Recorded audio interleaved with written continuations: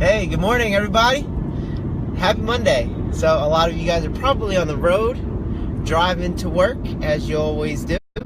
And that's cool because the economy needs to keep on ticking, and your families need to be fed. So, yes, go to work. It's a good thing. I am off to go play basketball. I'm not much of a basketball player, but I enjoy just hanging out and trying to get physical. So this is my little time to inject some exercise. So I'm going to go play basketball now. And this video was titled Work Way Smarter and Way Less Harder, because I'm not interested in working hard. But it's interesting. My wife asked me this morning, she's like, so what are your goals? And so I had some big lofty goals, and they seem very achievable despite me not wanting to work harder. And it's because I've been plugging myself into different opportunities that are going to yield big results. So that's what I'm talking about in terms of working smarter. Think about what it is that you're plugged into now. Are you plugged into things that are going to cause you to have better results than the year before? Or are you still just in the same routine day in and day out that are going to yield the same exact results? Right? Now, you can work harder at your job, but will that actually yield you any better results? If you're a salaried employee, most likely no. Most likely you're not going to get any better results whatsoever. So you got to consider, if you continue to do what you're doing as you're doing it, will it do anything different? Will it yield better results? Will it yield the same results? Will it yield worse results? Can you work harder in your situation and get compensated for it?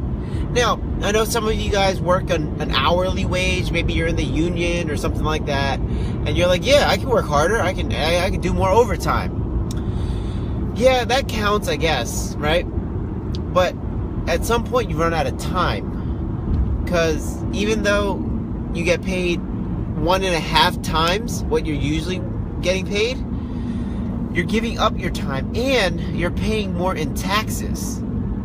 So you may not be actually making more money per hour when you factor in the extra taxes, and also the extra time you miss out with your friends and your family, which is the whole point of why we even do what it is that we're doing, to spend more time with them, to be able to provide more for them. So again, in my life, I'm plugging myself into different opportunities, and one of the things that I like doing, or I used to do a whole lot, was, have you ever heard of doomsday preppers?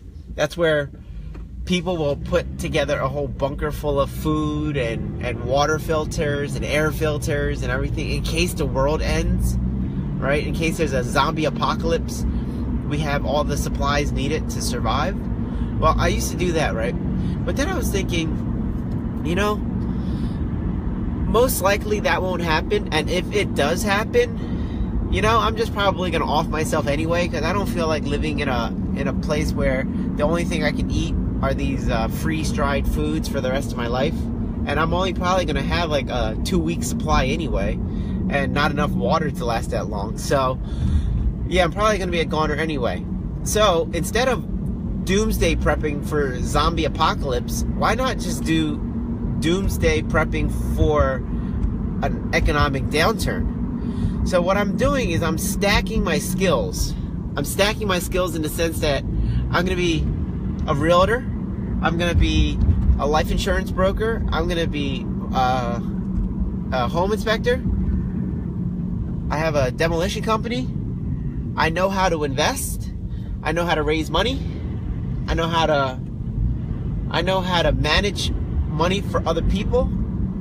So there's a lot of different things that I'm getting involved in, and all of that combined will give me enough skills so that I'm prepared for whatever comes, including me learning other languages. So I'm going to be including learning other languages. So that's going to help with my economic doomsday prepping.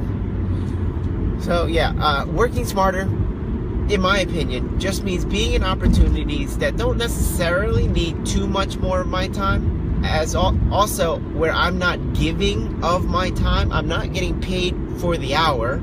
I'm getting paid for the value. So I might work or you can be a hairstylist. Thanks, Fred. I guess I could be, right? I woke up like this. I didn't even do my hair. I woke up just like this. Stacking cash. Stacking skills, Ed. Stacking skills, which will lead to stacking cash. But the working smarter part is just being involved with more opportunities that lead to not having to trade your time. ¿Cómo está? Is that where am I? Driving in the world? Or is that how are you? I don't know. I'll learn Spanish soon. I'm getting there. But Spanish is actually one of the 5 that I'm trying to learn. So getting into a position where you don't have to trade your time for money, right? I'm not interested in accumulating more jobs and things like that. I'm interested in being in a situation where, let's say, for example, I'm a realtor, right? How are you? Okay, ¿cómo está? How are you? Let's say I'm a realtor, and then I sell you a house.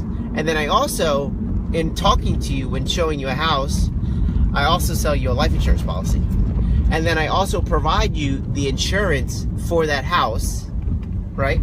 And then you have some extra money, and then I invest that money for you. I've just made money 4 different ways off of the same transaction, or actually the same transaction off of the same person, which didn't require necessarily more time, or at least not too much more time. The effort was already there because I knew all these different things already, but just being in the position and having the opportunity to do 4 different types of transactions with the same person, and it could all be within the same day. Wouldn't that be cool? Wouldn't that be neat, where you do one job and you get paid 4 different ways for it? So let's see another example. I find somebody who wants real estate education, and then they bring me a deal, and then they also bring me a client who is looking for, I don't know, some other thing like demolition, and then you get what I'm saying, right? Ultimately, so I like to work smarter that way. I like to have more opportunities that way, because I don't want to work hard. Like Michael Parks, he just hopped on the call. He keeps saying, yo, why don't you GC your own project? No, because that's more work. I don't want to GC my own project. I want to find somebody to GC my project. I want to be smart enough and know enough so that I don't have to do the work, right? Because ultimately, my job as an investor is to find more deals, not to work in my deals. My job is not to go around with the crews and managing every little bit, picking up materials and all that kind of stuff. And I know that I don't want to do that, because I've done that, and I did that on every single project. And it's not that it's bad. It's just, it's not in the realm of working smarter. It's in the realm of working harder. I'm interested in being able to scale up.